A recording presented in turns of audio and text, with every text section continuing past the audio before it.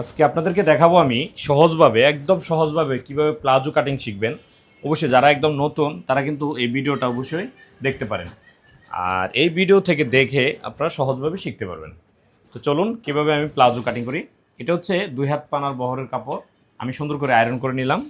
তো অবশ্যই যারা নতুন একদম তারা কিন্তু অনেক সময় বাসটা দিতে পর্যন্ত জানে না। হ্যাঁ, তো আপনারা কী করবেন, প্রথমে আমি এখানে 2টা প্লাজো নিলাম। প্রথমে আপনারা উপরের মাথাটা সমান করে নেবেন। এই আমি সমান করে ফেললাম। এখন এটাকে মার্জিন করব, একটু খেয়াল করবেন।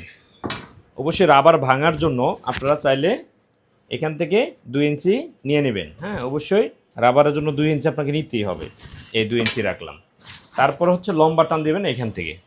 তো যেহেতু এটা প্লাজো, তা আমি লম্বা নিলাম 37, নিচে চিকন বর্ডার দিব এটাকে। হ্যাঁ, এই জন্য আপনাকে 1 ইঞ্চি রাখতে হবে। আচ্ছা, এখন আমি নিচে একটা মার্জিন করে নিলাম। দেখেন, একদম সহজভাবে প্লাজোটার গিয়ার যা আসে পরিপূর্ণ দিতে হবে। হ্যাঁ, অনেকে কম নিলে কম নেবেন, যদি কম নেন কম, আর বেশি নিলে বেশি। আমি পুরোটাই নিব। তো এই হচ্ছে পুরাটা। এখন এখান থেকে আপনি হিপের মাপটা নেবেন। দেখেন, যার লুজ পরা দরকার সে লুজ পরবে, সমস্যা নাই। কিন্তু কামিজের থেকে মাপ নেবেন। কামিজের থেকে কোত্থেকে মাপ নেবেন আপনারা? অবশ্যই হিপের থেকে মাপ নেবেন। কামিজের যে হিপ আছে এই হিপের থেকে আপনারা মাপটা নিতে পারেন। দেখেন, আমি কিন্তু কামিজের হিপের থেকে মাপটা নিতেছি। হিপ আছে 37, 10 ইঞ্চি ওভার লুজ দিবেন, তাহলে হচ্ছে 47। এই দেখেন, আমি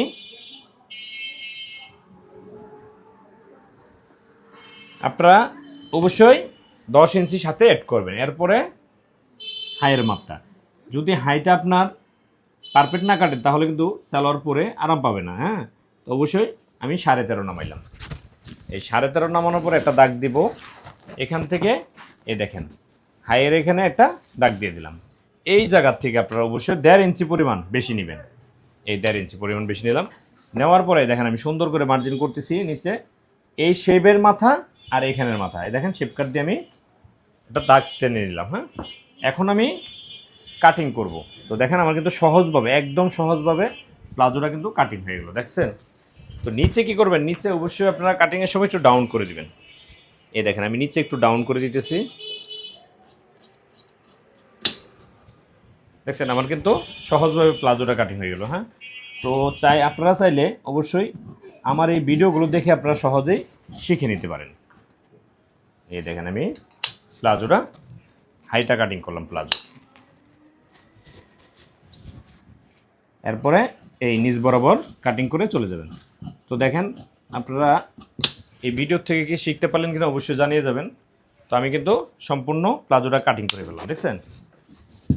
তো অবশ্যই আপনাদের কাছে কেমন লাগলো জানাবেন। আর ভালো লাগলে অবশ্যই ভিডিওটা দেখবেন, দেখে সহজে শিখে নেবেন। আর অবশ্যই